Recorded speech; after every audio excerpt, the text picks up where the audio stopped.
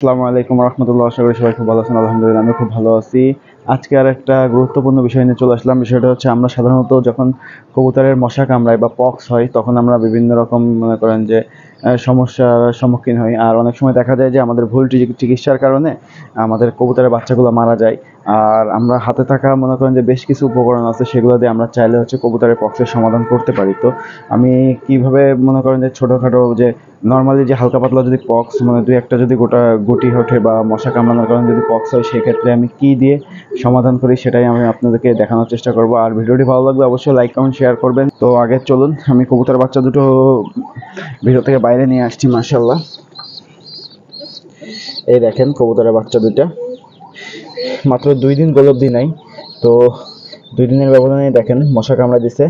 এখানে একটা, এই গলায় একটা কামড়াইছে, তারপর হচ্ছে আপনার এই পাশেরটা কামড়াইছে, এই পাশেরটা কামড়াইছে, আর এটার হচ্ছে কম কামড়াইছে, এটার এই ছোটো একটা, এই ছোটো একটা। তো এটা তেমন একটা সমস্যা না, কিন্তু এটা একটু সমস্যা আছে। তো আমরা কিভাবে চিকিৎসা করি সেটাই আমি আপনাদেরকে দেখাবো। চিকিৎসার উপকরণগুলো হচ্ছে তেমন কিছু না, এগুলো আমাদের বাসায় সাধারণত সবার কাছেই থাকে। তো সেটাই আমি আপনাদেরকে দেখাই। এটা হচ্ছে আমি হলুদ নিয়ে নিয়েছি এখানে। সাধারণত আমরা যে খাওয়ার হলুদ যে হিসেবে যেটা ব্যবহার করি সেটা নিয়েছি। হচ্ছে নাপা ওষুধ। আর আপনারা অনেকে জানতে চান যে নাপা ওষুধ কেন খাওয়াই। আসলে এটা প্যারাসিটামল ওষুধ, আর এটা হচ্ছে আপনার জ্বর বা ব্যথা এসব যদি সমস্যা হয় সেক্ষেত্রে এটার কাজ করে।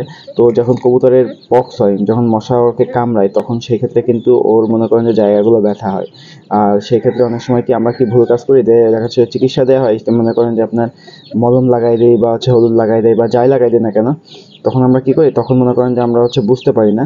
তো সেক্ষেত্রে কবুতরের দেখা যাচ্ছে এগুলো উঠাই দেওয়ার পরে কবুতরের বাচ্চার গায়ে জ্বর চলে আসে, তখন কিন্তু আরও বাচ্চাটা মারা যাওয়ার সম্ভাবনা বেশি থাকে। তো আমরা কি করব, এই যখন আমরা এগুলো মনে করেন যে উঠাই দিব, উঠাই দেওয়ার পরে আমরা হলুদ লাগাই দিব, লাগাই দেওয়ার পরে আমরা এই নাপা ওষুধটা খাইয়ে দিব ওদেরকে, যাতে করে কবুতরের যদি ভিতরের থেকে জ্বরও হয় সেক্ষেত্রে জ্বরটা মানে আস্তে আস্তে সারাই তুলবে, আর সেক্ষেত্রে কবুতরের বাচ্চাটা আরও জলদি সুস্থ হয়ে যাবে। তো চলুন, আমি কীভাবে চিকিৎসা দিই সেটাই আমি আপনাদেরকে দেখানোর চেষ্টা করব।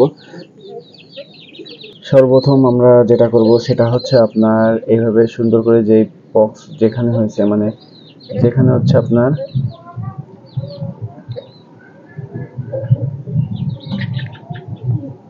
সেই জায়গাটা আমরা হচ্ছে এইভাবে রিমুভ করে দিব, মানে উঠাই দিব। ওই জায়গার খোসাটা উঠাই দিয়ে একদম সহজ এইভাবে একটু হলুদ নিব, নিয়ে সুন্দর করে এভাবে একটু হলুদ নিয়ে ওর ওই কাটা মানে ক্ষতস্থানে লাগাই দেবো, বাস এনাফ।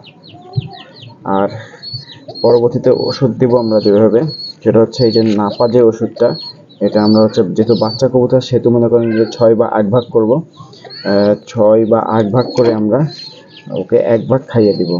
তো আমি এখানে আমার আগে থেকেই ওষুধ ভাগ ভাগ করা আছে, এই দেখেন আমি এখানে আগে থেকে কেটে রাখছি, যেহেতু আমার অনেক সময় দরকার হয়। তো এখান থেকে ছোট এরকম এক টুকরা নিয়ে, এরকম ছোট এক টুকরা নিয়ে ওকে খাইয়ে দিব। আর এইভাবে মনে করেন যে ওষুধটা খাওয়াবো 2 দিন থেকে 3 দিন পর্যন্ত। আর আলহামদুলিল্লাহ এর মধ্যে কবুতরটা সুস্থ হয়ে যাবে। আর যদি কোথাও থাকে সেটাও আমরা এভাবে চিকিৎসা দিয়ে দিব, মনে করেন যে উঠাই নিব। প্রথমে দেখেন এখানেও আছে, তো এটা তো অতটা পাকে নাই এখনো, এই জন্য আমরা এটা উঠাবো না, কিন্তু কাল পরশু যখন পেকে যাবে এটা উঠাই দিব করবেন। আর সাধারণত আমি এভাবেই চিকিৎসা দিয়ে থাকি নর্মালের ক্ষেত্রে। আর যদি বেশি হয়ে যায় সেক্ষেত্রে অন্যভাবে চিকিৎসা দেয়, আর সেটাও যদি হয় ইনশাল্লাহ আমি আপনাদেরকে সেটাও দেখাবো। তো যদি এরকম ছোটোখাটো যদি সমস্যা হয় তাহলে অবশ্যই আপনারা ঘরোয়া উপায়ে চিকিৎসা দিবেন, সেক্ষেত্রে দেখবেন আপনার কবুতরের বাচ্চাটি জলদি জলদি সুস্থ হয়ে যাবে। আর ভিডিওটি ভালো লাগলে অবশ্যই লাইক কমেন্ট শেয়ার করবেন। সবাই ভালো থাকবেন, সুস্থ থাকবেন। আল্লাহ হাফেজ।